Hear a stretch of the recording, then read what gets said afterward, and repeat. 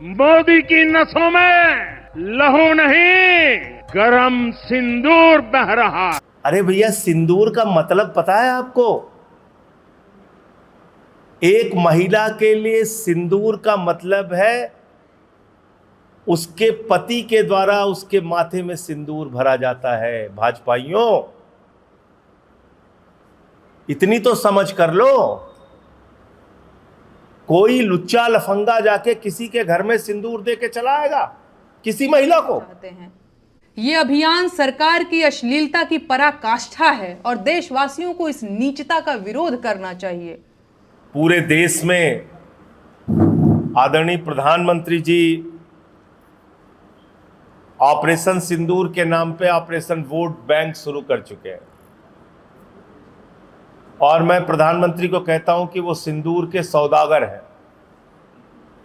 और ये बात मैं इसलिए कहता हूं कि पहलगाम में 200 किलोमीटर तक आतंकवादी घुस के आए हमारी देश की सीमा में, हमारे बहनों के माथे के सिंदूर उजाड़े, 26 लोगों को मौत के घाट उतारा और वापस चले गए, अभी तक मिले नहीं। उन आतंकवादियों के खिलाफ अब तक कोई कार्रवाई नहीं हुई, वो मौत के घाट नहीं उतारे गए। और बगैर उन आतंकवादियों को मारे जिनके लिए आपने ऑपरेशन सिंदूर की शुरुआत की थी, आपने ट्रंप के दबाव में सीज फायर डिक्लेयर कर दिया। प्रधानमंत्री के लफ्फाजी के लंबे चौड़े बड़े बड़े भाषण हम लोग सुन रहे हैं, मन की बात में बोल रहे हैं, यहां रैली में ललकार रहे हैं, वहां रैली में ललकार रहे हैं। प्रधानमंत्री जी, रैली करने के लिए आपके पास बहुत फुर्सत है। एक दिन में 4-4 बार आप कपड़ा बदल रहे हैं। जो 4 बार कपड़ा बदलने में आपको टाइम लगता है प्रधानमंत्री जी, कम से कम उतना समय आप निकाल लेते जिन बहनों के माथे के सिंदूर उजड़े उनसे मिलने के लिए। आपके पास उतना भी वक्त नहीं मिला। बिहार की चुनाव रैली कर रहे हैं, फिल्मी सितारों को मुंबई में संबोधित कर रहे हैं, केरल में उद्घाटन, आंध्र प्रदेश में उद्घाटन, गुजरात में रैली सभा, लंबे चौड़े भाषण। तो प्रधानमंत्री कहते हैं हमारे शरीर में, हमारी नसों में गरम सिंदूर बह रहा है। मैं कहता हूं प्रधानमंत्री की नसों में नौटंकी बह रही है। जैसे ही लाइट कैमरा एक्शन देते हैं उनकी नौटंकी शुरू हो जाती है। कितना झूठ बोलोगे आप इस देश के साथ? आपने सीज फायर क्यों किया, इस देश को जवाब दीजिए। जब भारत की सेना अपने बहादुरी और पराक्रम का परिचय दे रही थी, 9 आतंकी ठिकानों को मिटा दिया था। भारत की सेना के पास 21 आतंकी ठिकानों की जानकारी थी और पीओके पे कब्जा कर सकती थी भारतीय सेना। बलूचिस्तान को पाकिस्तान के नक्शे से अलग कर सकती थी, बांग्लादेश की तरह उसको अलग किया जा सकता था। ऐसे वक्त में ट्रंप के कहने पर आपने क्यों सीज फायर किया? पीओके पर कब्जा करने का मौका क्यों आपने गंवाया? देश को धोखा क्यों दिया? प्रधानमंत्री को यह बताना चाहिए। और ये ऑपरेशन सिंदूर के नाम पे सिंदूर की सौदागरी और वोट बैंक की पॉलिटिक्स आप बंद कीजिए प्रधानमंत्री जी। ये मैं आपसे कहना चाहता हूं। पूरे देश के 3 सवाल हैं। नंबर 1, वो आतंकवादी पहलगाम में आए कैसे? नंबर 2, उन आतंकवादियों को अब तक मारा क्यों नहीं गया जिन्होंने हमारे बहनों के माथे के सिंदूर उजाड़े? और नंबर 3, ट्रंप के दबाव में आपने सीज फायर क्यों डिक्लेयर किया जब भारतीय सेना पीओके पे कब्जा कर सकती थी, बलूचिस्तान को पाकिस्तान से अलग कर सकती थी? ये 3 सवाल का जवाब प्रधानमंत्री जी को जरूर देना चाहिए। और एक चीज़ मैंने सुना, मुझे कई बार भाजपाइयों पे बड़ी हंसी भी आती है। कह रहे हैं कि अब बीजेपी का कार्यकर्ता घर घर में सिंदूर बांटेगा। बताइए, शर्म नहीं आती इनको? अरे भैया, सिंदूर का मतलब पता है आपको? एक महिला के लिए सिंदूर का मतलब है उसके पति के द्वारा उसके माथे में सिंदूर भरा जाता है। भाजपाइयों, इतनी तो समझ कर लो, कोई लुच्चा लफंगा जाके किसी के घर में सिंदूर दे के चला आएगा किसी महिला को? वो उसका सिंदूर अपने माथे में भर लेगी?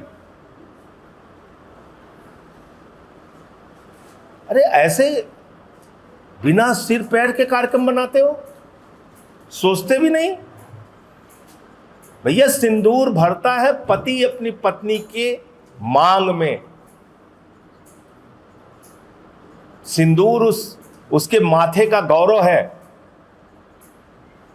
सिंदूर उसका सम्मान है, सिंदूर उसका स्वाभिमान है। और भाजपाइयों की हालत तो क्या हो गई है इस समय पूरा देश देख रहा है,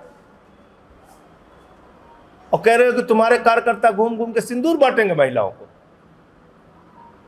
मैं भाजपाइयों को समझा रहा हूं, ऐसे कार्यक्रम मत करो, पता चला 2-4 थप्पड़ ना खाने पड़े किसी महिला से आपके कार्यकर्ताओं को।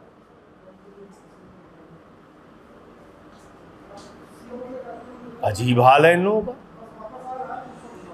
पाकिस्तान के सामने इस सरकार की वीरता और ज्यादा जाहिर हुई होती तो ये लोग घर घर जाकर सिंदूर के साथ बिंदी, बिछुआ, महावर, नेल पॉलिश, जूड़ा और कंघी भी बांटते, तीज खिचड़ी भी पहुंचाते। अरे आप लोग फिर से हंसने लगे।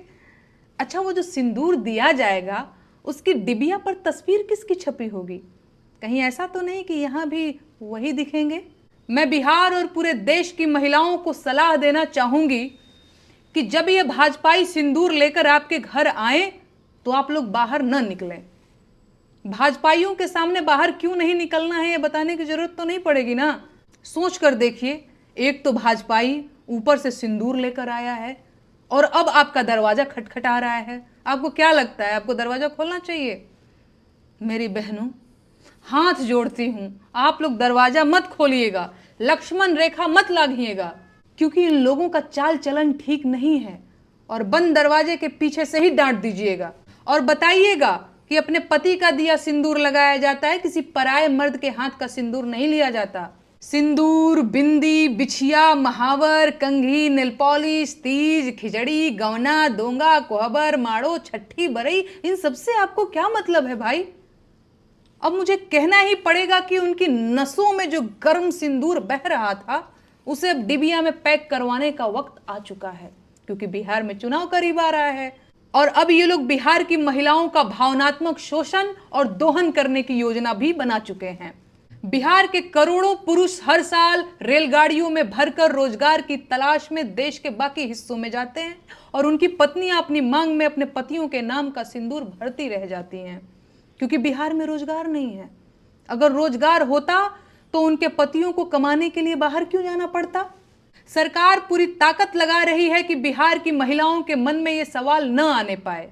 सरकार बिहार की सारी आबादी को इस सवाल से दूर रखना चाहती है कि बिहार के लोग बेरोजगार क्यों हैं, और सिंदूरी लाल अपनी पूरी ताकत लगाकर बिहार के लोगों को सिंदूर वितरण में उलझा देना चाहते हैं।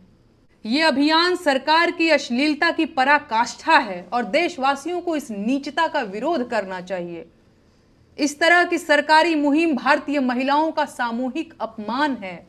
सच ये है कि किसी महिला का होने वाला पति जब बारात लेकर आता है तो साथ में सिंदूर, चूड़ा, मंगलसूत्र समेत सुहाग की सारी चीजें लेकर आता है, और बाहरी व्यक्ति किसी घर की महिलाओं को सिंदूर नहीं दे सकता। पाप है ये, लेकिन भाजपा को इससे कोई फर्क नहीं पड़ता। परंपरा और संस्कृति की दुहाई देने वाली सरकार पराई स्त्रियों को सिंदूर देना चाहती है। अभी और कितना अंधेरा आना बाकी है भाई।